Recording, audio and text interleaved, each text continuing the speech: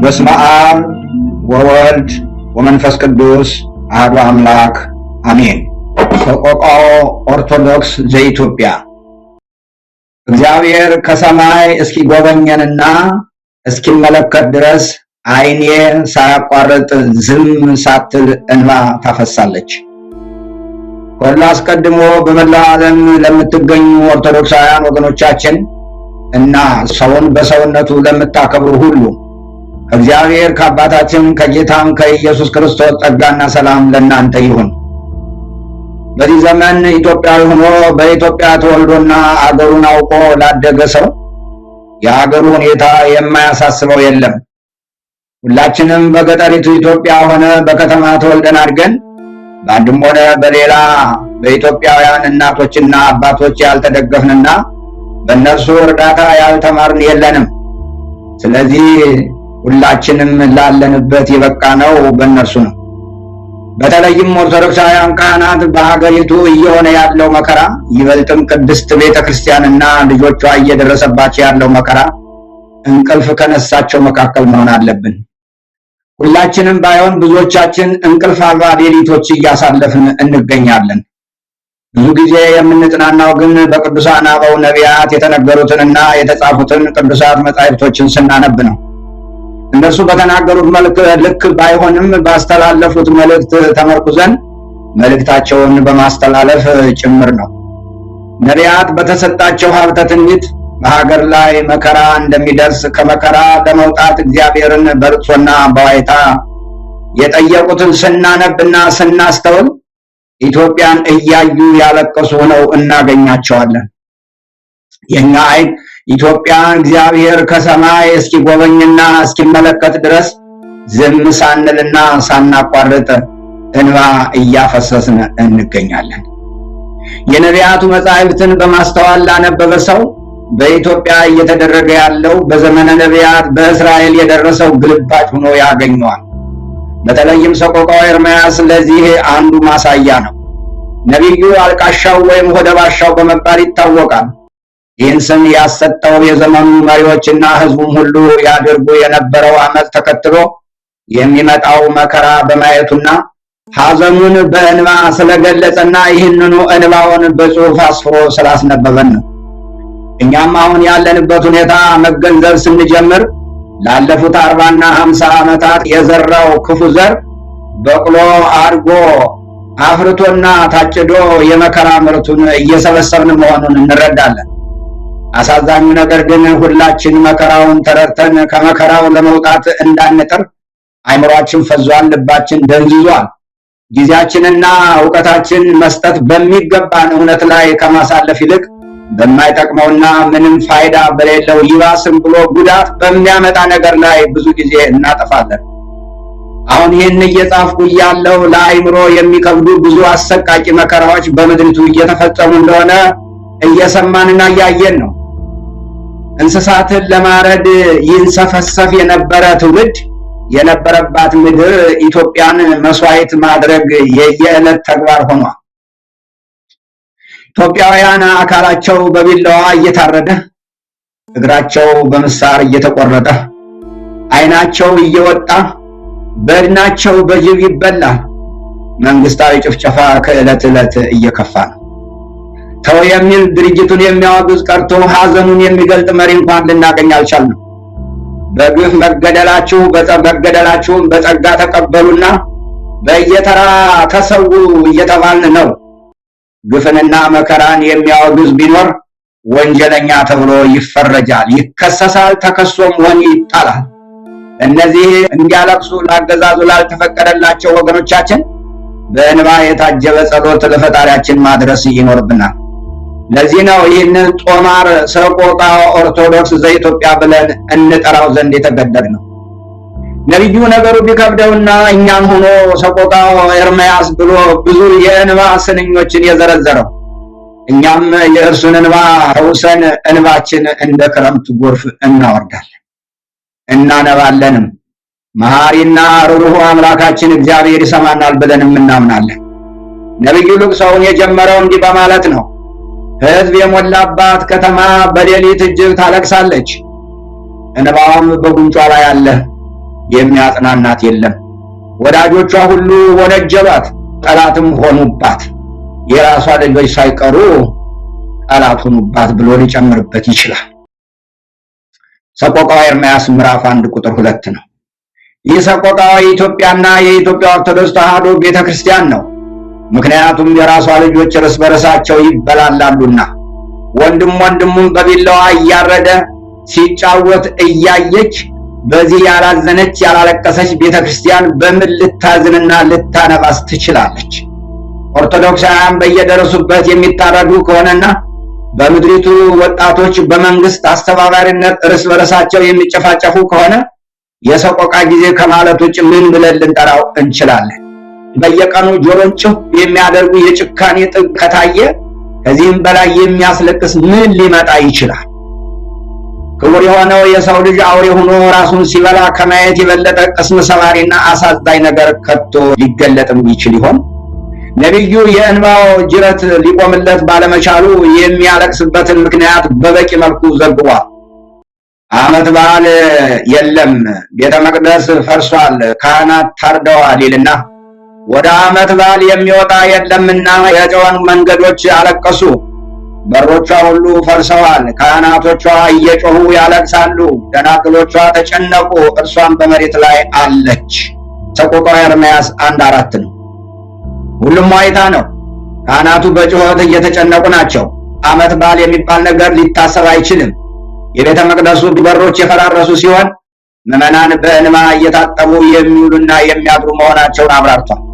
ነቢዩ አሁንም ኢየሩሳሌምን ጭንቀቷን ሲተነትን የኢትዮጵያ ኦርቶዶክስ ተዋሕዶ ቤተክርስቲያንን እያሰበ ይመስላል። ኦርቶዶክስ መሆን እርግማን እስኪመስል ድረስ የመከራ ዶፍ በአገልጋዮችና በምዕመናን ላይ እየወረደ ነው። ኦርቶዶክሳዊ ተዋሕዶ ቤተክርስቲያን አጽናኝና ፍታታ ትጮሃለች። ነቢዩ ለእስራኤል የተናገረው ለእኛ ሆኖ እናገኘዋለን። እኛም እሱን ተገብረን መከራውን ሲገልጥም እንዲህ ይላል፣ የሚያጽናናኝ ነፍሴንም የሚያበረታታ ከኔ ርቋልና ስለዚህ አለቅሳለሁ፣ ዓይኔ ውሃ ያፈሳል። ጠላት በርትቷልና ልጆች ጠፍተዋልና። ሰቆቃወ ኤርምያስ 1:16 ብሏል።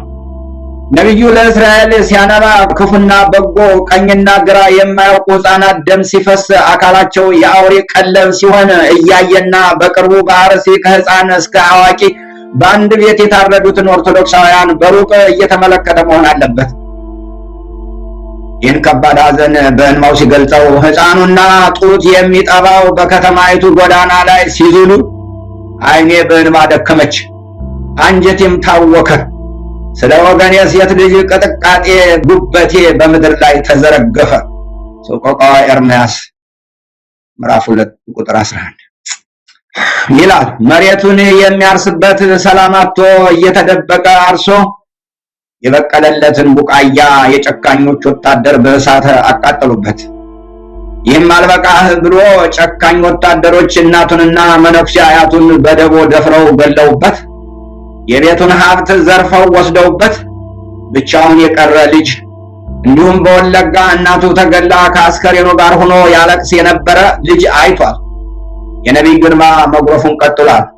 በከተማ ጎዳና እንደተወጋ ሰው በዛሉ ጊዜ ነፍሳቸውን በእናታቸው ብብት በወጣች ጊዜ እናቶቻቸውን እህልና የወይን ጠጅ ወዴት አለ ይሏቸዋል። ሰቆቃወ ኤርምያስ ምዕራፍ 2 ቁጥር 12 ነው ማለት ነው። የሚበላ የሚጠጣ ጠፍቶ በረሃብ ጣር የሚሞቱ ኢትዮጵያውያን ብዛት እናታቸው እንዳትቆጥራቸው እሷም ተገድላለችና ትውልድ ይቁጠረው። በነቢዩ ዘመን የነበረው አይሁድ ይመሩት የነበረው የመከራ ሕይወት ዛሬ በኢትዮጵያ ሚሊየን እናት አባቶች እና ልጆች ታሪክ ሆኗል። ነቢዩ ኢየሩሳሌም ኢትዮጵያን አጽናኝ ፈዋሽ እንደሌላት ሲተነብይ የኢየሩሳሌም ሴት ልጅ ሆይ ምን እመሰክርልሻለሁ? በምንስ እመስልሻለሁ? ድንግሊቱ የጽዮን ልጅ ሆይ፣ ኢትዮጵያ ሆይ፣ የኢትዮጵያ ኦርቶዶክስ ተዋሕዶ ቤተክርስቲያን ሆይ አጽናናሽ ዘንድ በምን አስተካክልሻለሁ? ስብራትሽ እንደ ባሕር ታላቅ ነውና የሚፈውስሽ ማን ነው? ሰቆቃወ ኤርምያስ 2:13 ብሏል። የሚፈውስ ጠፍቶ ምድር በመከራ ባህር ተውጣለች እንዳለ ነቢዩ ዛሬም እኛ ይህንኑ እንላለን።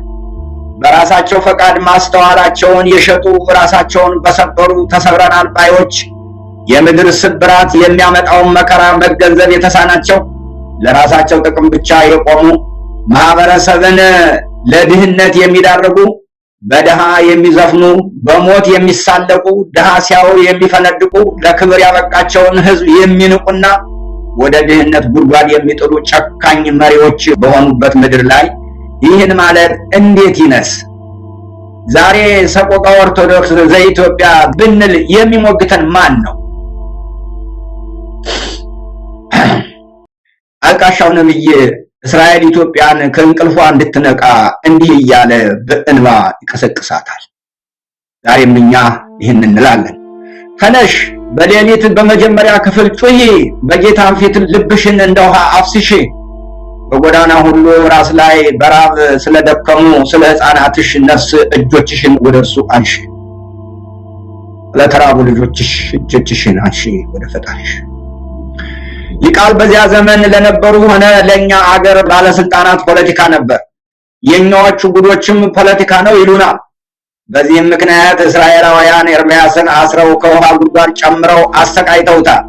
የኢትዮጵያ ገዦችም ደግሞ ኤርምያስ መሰል መምህራንን በጨለማ ቤት እያሰሩ ያሰቃዩቸዋል። በተለይ እውነት የሚናገሩ ከሆነ ቦታ የላቸውም። የጊዜ ጀግኖች ገዦቻችን መገንዘብ የሚኖርባቸው በዚያ ዘመን የነበሩ መሪዎች ልክ እንደናንተው እንደነበሩ ነው። አሳዛኙ ነገር ግን ምንም ቢዋሹ ከፈሩት ጥፋት አላመለጡም። ለናንተ ያየነውንና የምንኖረውን እውነት መናገር መግለጽ ፖለቲካ ነው። እግዚአብሔር ግን ሁሉን ያያል ይመለከታልም፣ ከዚያም ይፈርዳል። በኤርምያስ ዘመን የነበሩ መሪዎች እናንተን የመሰሉ ስለነበሩ ለኤርምያስ እንባ መልስ በመስጠት ፈንታ ተሳለቁበት፣ ግፋቸውንም አጽንተው ቀጠሉበት። መከረኛው ነቢይ መሳሪያው እንባው ነውና ልቅሶውን አላቆመም። አቤቱ እይ በማን ላይ እንደዚህ እንዳደረግክ ተመልከት። በእውኑ ሴቶች ፍሬያቸውን ያቀማጠሏቸውን ሕፃናት ይበላሉን? በእውኑ ካህኑና ነቢዩ በጌታ መቅደስ ውስጥ ይገደላሉን? ሰቆቃወ ኤርምያስ 2:20 ነው ሲል እግዚአብሔርን ይጠይቃል። እንዲህ አይነት መከራ ከኢትዮጵያ በቀር በማን ደርሶ ያውቃል? ይህ አይነት መከራ ሲፈጸም ዝም ማለታችን መገደል መሰቃየቱ ተስማምቶን ይሆን? እናቶች በድህነት አቅማቸው ጦም እየዋሉና እያደሩ ያሳደጓቸውን ያስተማሯቸውን ጧሪ ልጆቻቸውን በግፍ ተገድለው አውሬ እንዲበላቸው ዱር ተጥለው የአውሬ ሲሳይ ሲሆኑ ካህናቶቻችን በቤተ መቅደስ ሲገደሉ የምዕመናን እረኛ የሆነ እኛም ሆነ ልጆቻችን ዝምታችን የጤና ይሆን? ስለ ግፉ ኢትዮጵያውያንና ኦርቶዶክሳውያን እንዲህ ስንል እንጠይቃለን። አይነተ ብዙ የሆነው መከራ በሌላ ሀገር ተደርጓልን? የሀገር መከላከያ ሰራዊት ሲጠብቅ ይገባ የነበረውን ሕዝብ እየገደለ አካላቸውን በሳንጃ እየበጣጠሰ ሲጥል የታየበት ሀገር አለን? ይህን የሚነግረኝ የታሪክ ሰው ይኖር ይሆን? እንዲህ አይነት ማሰቃየት በዜጋው ቀርቶ አገርን በወረረ ጠላት ላይ እንኳን ሊፈጸም አይገባም ነበር። የራስን ሕዝብ በእምነቱ ለይቶ መፍጀት ያውም በ21ኛው ክፍለ ዘመን የመጀመሪያው ሳይሆን ይቀራል ብላችሁ ነው? ይህስ ያላስለቀሰ ምን ሊያስለቅስ ይችላል? ነብዩ በተሰጠው ሀብተ ትንቢት የዛሬዋን ኢትዮጵያ ሲመለከት ምንም አይነት ተስፋ ሊያገኝ አልቻለም። መሪዎች ልብ ገዝተው ለእግዚአብሔር የሚታዘዙ አይደሉም። የእነሱም ፈቃድ ፈጻሚዎች ደግሞ በትዕቢት እየበረቱ ናቸው። ለዚህ ነው ብላቴናውና ሽማግሌው በመንገዶች ላይ ተጋደሙ፣ ደናግሎችና ጎበዛዝት በሰልፍ ተገድለዋል ያለው። እየሆነ ያለው በትኩረት ለተመለከተው የሰው ዘር የሚቀር አይመስልም። በኩራት የሚያሳዩንና በድሃው ገበሬ ላይ የሚተኩሱት የጀምላ ጨራሽ መግደያ መሳሪያዎች የሚነግሩን በኢትዮጵያ ምድር የሰው ዘር የሚተርፍ አለመሆኑን ነው። ወገናቸውን ገለው በቴሌቪዥን መስኮት ብቅ እያሉ የሚፈክሩ የጦር ጀነራሎች ማየት ከጀመርን 7 ዓመታት ተቆጠሩ። የሚነግሩንን የሟች ቁጥር ብንደምር የሚያኮራቸው ሳይሆን የሚያሳፍራቸው፣ በጦር ወንጀለኝነት የሚያስጠይቃቸው ይሆናል። የድሃ ልጆችን ገድለው አውሬ እያስበሉ ልጆቻቸውን ግን ሚሊዮን ብሮች አውጥተው ድል ባለ ሰርግ ይድራሉ። እንደ ጭካኔያቸውና ፉከራቸው ዝግጅታቸው የእግዚአብሔር ምሕረት ባይኖር ኑሮ ማን ይተርፍ ነበር? እንደ ዛሬዎቹ የሀገራችን ሃይማኖት መሪዎች ሁሉ በዚያ በነብዩ በኤርምያስ ዘመን በሚገደሉ ወገኖቻቸው የሚተባበሩ ነቢያት ነበሩ። ነቢዩ ኤርምያስ ወደ እግዚአብሔር ተመለሱ፣ መዓት መጥቷል ሲል አይደለም ድል እያደረግን ነው፣ ብልጽግና ነው እያሉ ይሰብኩ ነበር። አሁንም በምድራችን የዘመኑ ወንጌላውያን ነን ባዮች ኦርቶዶክሳውያንን ሲገድሉ ሊገደሉ ይገባቸዋል፣ እኛን ሲያሳድዱ ነበር፣ ጊዜው የነርሱ የመገደል ዘመን ነው፣ በሚገደሉ ኦርቶዶክሳውያን የሚያገባኝ የለም፣ ምክንያቱም ለነርሱ የመታረድ የመሰደድ ዘመን ለኛ ደግሞ የመስፋፋት ዘመን ነው የሚሉ በወንጌል ስም በነፍሰ ገዳይነት የሚተባበሩ አማኝ መሳይ ጨካኞች እያየን ነው። የጭካኔያቸውን መጠን የገለጡበት መንገድ ያስፈራል። ከኦርቶዶክሳውያን አማንያን በቀር ለሰው ልጅ ሁሉ ማዘን ያስፈልጋል የሚል ጨካኝ በዓይናችን በብረቱ እየተመለከትን ነው። ገበሬው እንዳያርስ በድሮን ይገደላል። ነጋዴው እንዳይነግድ መንገድ ከመዘጋቱም በላይ ያልሰራውን እንዲከፍል ይገደዳል። ትምህርት ቤቶች የወታደር ካምፕ፣ ሆስፒታሎች የወታደር ምሽግ ሆነዋል። እስኪ አሁን ኢትዮጵያውያንን ገድሎ ለመጨረስ ከ20 ጊዜ በላይ አዋጅ ታውጇል። በመቶ ሺዎች ተገድለዋል፣ ለሃይማኖታቸው ተሰውተዋል። በሚሊዮኖች የሚቆጠሩ ወገኖቻችን በረሃብ አለንጋ እየተገረፉ ከሞት ጋር እየታገሉ ነው። ሌሎች በመፈናቀል ቤት አልባ ሆነዋል። በአንድ ቃል ምድሪቱ ሲኦል ሆናለች። በዚህ መካከል መሪዎቹና አጫፋሪዎቻቸው በከፍታ ማማ ላይ ነን ይሉናል። የሰዎች ጭካኔ የሚገልጥ ቃል መዝገበ ቃላት ውስጥ ማግኘት የሚቻል አይመስለኝም። በዚህ ሁሉ ግን የእግዚአብሔር ምሕረት አለ። የእርሱ ቸርነት ባይኖር ኑሮ እንደነሱ ጭካኔ የሰው ዘርም ባልተረፈ ነበር። ነገር ግን እግዚአብሔር ለዚህ ሕዝብ ዘር ያተርፍ ዘንድ ምሕረቱን አልነፈገንም። አልቃሻው ነቢይ ኤርምያስ በዚያ የመከራ እና የሮሮ ጊዜ የእግዚአብሔርን ምሕረት ተመልክቶ ነበር። ምሕረቱን ሲገልጥ የእግዚአብሔር ምሕረት ባይኖር ኑሮ እንደ ሰዶምና እንደ ገሞራ በሆነ ነበር ብሏል። ሲያክልም ያልጠፋነው ከእግዚአብሔር ምሕረት የተነሳ ነው፣ ርኅራኄው አያልቅምና ማለዳ ማለዳ አዲስ ነው፣ ታማኝነት ብዙ ነው። ነፍሴ እግዚአብሔር እድል ፈንታዬ ነው፣ ስለዚህ ተስፋ አድርገዋለሁ አለች።